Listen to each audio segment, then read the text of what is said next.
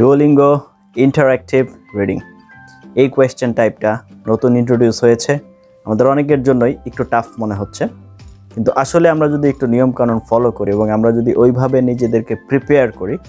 ভালোভাবে প্রশ্নগুলো জেনে কেমন প্রশ্ন আসতে যাচ্ছে কোয়েশ্চেনের প্যাটার্নগুলো সম্পর্কে যদি আমরা ভালোভাবে পরিচিত হয়ে নিজেদেরকে প্রস্তুত করি তাহলে এটা আমাদের জন্য অনেক সহজ হয়ে যাবে এই লেসনটি নিয়ে আজকে আপনাদের সামনে উপস্থিত হয়েছি welcome to my channel blueberry video আমার চ্যানেলে আপনাদেরকে স্বাগতম যদি আপনি আমার চ্যানেলে সাবস্ক্রাইবার হয়ে থাকেন you are the boss otherwise please subscribe it's my whole hearted request to you Duolingo টেস্টের ক্ষেত্রে আমাদের অনেকগুলো হেল্পের প্রয়োজন হয় যেমন ডুওলিঙ্গো টেস্ট পারচেস করা কিভাবে করব you can contact with me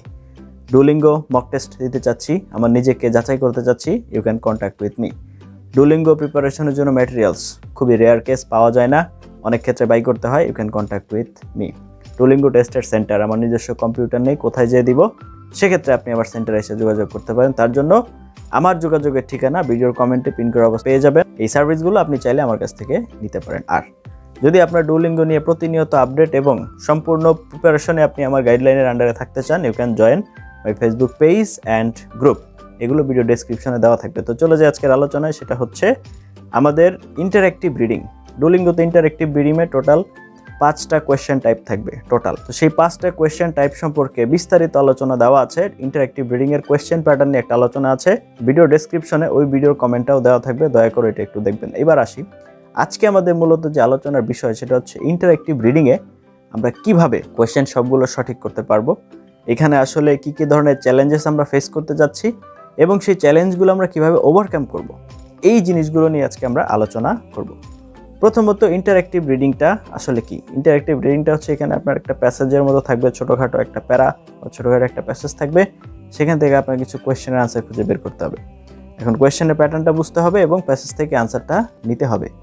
মূল বিষয় যেটা দাঁড়ায় সেটা হচ্ছে আপনার ইংরেজি রিডিং পড়ে বুঝতে পারা আপনি যদি ইংরেজি রিডিং পড়ে বুঝতে না পারেন সেক্ষেত্রে এটা আপনার জন্য অনেক টাফ আর যদি রিডিং পড়ে বুঝতে পারেন সেক্ষেত্রে এটা আপনার জন্য অনেক এবং অনেক ইজি হয়ে যাবে একেবারে সিম্পল ইকুয়েশন সো এটা ডেভেলপ করতে হলে সবার আগে আপনাকে যেটা করতে হবে সেটা হচ্ছে এভরিডে আপনাকে পড়তে হবে আপনি ইংলিশ নিউজ পেপার পড়েন আপনি ইংলিশ ম্যাগাজিন পড়েন আপনি হচ্ছে হোয়াট এভার ইউ ডু আপনি যেটাই পড়েন না কেন কিন্তু আপনাকে প্রতিদিন ইংরেজি পড়তে হবে এখন ইংরেজি পড়ার ক্ষেত্রে আমাদের দেশের স্টুডেন্টরা বাংলাদেশের স্টুডেন্টরা যে প্রবলেমটা ফেস করে বা যেটা নিয়ে মূল সমস্যা সেটা হচ্ছে ওয়ার্ড মিনিং বুঝি না এখন দেখেন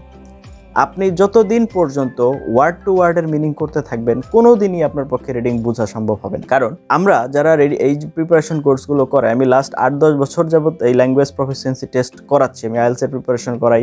পিটির প্রিপারেশন করাই আপনার হচ্ছে ডুওলিঙ্গোর প্রিপারেশন করাই তো সেই ক্ষেত্রে আমি যেটা দেখেছি যে আমরা যখন এই ওয়ার্ড বাই ওয়ার্ড করতে যাই কখনোই আপনার মিনিং মেলে না আপনাকে যেতে হবে কনটেক্সট ওয়াইজ কোন পরিস্থিতিতে এই ওয়ার্ডটা ব্যবহার করা হয়েছে ফুল সেন্টেন্সটার অর্থ কী দাঁড়াচ্ছে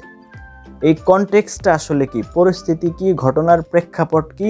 কোন প্রেক্ষাপটে এই সেন্টেন্সটা ব্যবহার করা হয়েছে কিভাবে ব্যবহার করা হয়েছে কেন ব্যবহার করা হয়েছে সেগুলোর উপরে বেস করে ওটার মিনিংটা কি এখন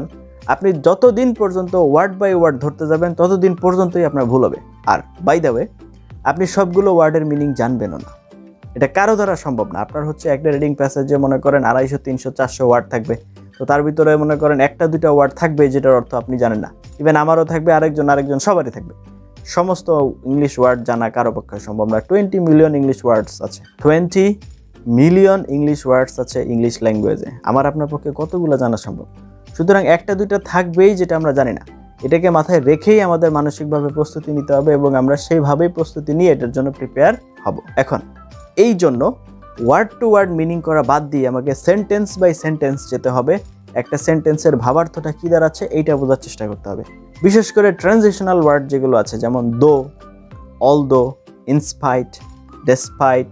however whoever whatever so therefore that এই যে ওয়ার্ডগুলো আছে যে ওয়ার্ডগুলোর মাধ্যমে একটা সেন্টেন্স থেকে আরেকটা সেন্টেন্সে ঘটনাগুলো প্রবাহিত হয় একটা পরিস্থিতি আরেকটা পরিস্থিতির সাথে কানেক্ট করে এই জায়গাগুলো যদি আমরা ভালো করে চেক আউট করতে পারি এবং এই ভালো করে মার্কিংয়ে রাখতে পারি এগুলোকে এবং এগুলো যদি আমরা নিয়ন্ত্রণে রাখতে পারি তাহলে আমাদের জন্য রিডিং প্যাসেজ বোঝাটা অনেক বেশি ইজি হয়ে যাবে ইন্টারঅ্যাক্টিভ রিডিংয়ের সবচেয়ে বড় প্লাস পয়েন্ট যেটা এখানে আপনার আনসারটা অন্য কোথাও থেকে খুঁজে আনতে হবে না এখানেই দেওয়া আছে জাস্ট আপনি প্যাসেজ থেকে পড়ে বুঝে নিলেই হবে তো কোয়েশ্চেন প্যাটার্নগুলো বোঝার জন্য অলরেডি আমি আপনাদেরকে বলেছি ভিডিও ডেসক্রিপশনে ইন্টারঅ্যাক্টিভ রিডিং এর একটা জেনারেলাইজ ক্লাস আছে, ওটা একটু করে আসবেন। 5টা কোয়েশ্চেন টাইপ, কি কি রুলসে পরীক্ষায় আসে, কিভাবে দিতে হয়, কি কি সচেতনতা অবলম্বন করতে হবে, কি কি প্রবলেম আমরা ফেস করতে পারি, সবকিছু এখানে খুব সুন্দর করে দেওয়া আছে, এটা একটু দেখে আসবেন। এবার চলে আসি আবার আমাদের মূল আলোচনায়। আমাদের স্টুডেন্টরা অর্থ না বোঝার কারণে এটা সলভ করতে পারে না। একমাত্র কারণ, ওয়ান অ্যান্ড অনলি রিজন আমাদের স্টুডেন্টরা কেন এটা সলভ করতে পারে না, অর্থ না বোঝার জন্য। এখন তাহলে এটাতে ভালো করতে হলে আমাকে কি করতে হবে? অবশ্যই অর্থ বুঝতে হবে, আর অর্থ বোঝার জন্য আমাকে প্রতিদিন পড়তে হবে। আপনি ইন্টারঅ্যাক্টিভ রিডিংয়ে সবগুলো ভালো করতে পারবেন, মানে সবগুলো কারেক্ট করতে পারবেন,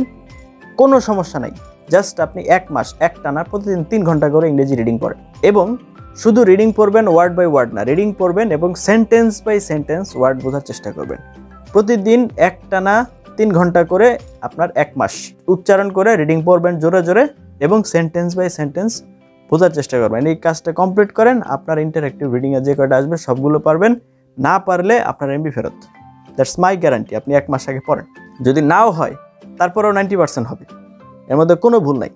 কিন্তু আপনাকে করতে হবে। মাথায় রাখবেন, একদিনে আপনি অনেক পরিমাণ খেলেন, পরের 2 দিন আর খেলেন না, ব্যাপারটা এরকম না। আপনাকে রেগুলারিটি মেনটেন করে যেতে হবে। আর রিডিংয়ের ক্ষেত্রে সবচেয়ে বড় যে সমস্যাটা হয় সেটা হচ্ছে আমরা একটা ওয়ার্ডের অর্থ না বুঝলে আমাদের মাথা গরম হয়ে যায় এবং আমরা পড়া বাদ দিয়ে দিই।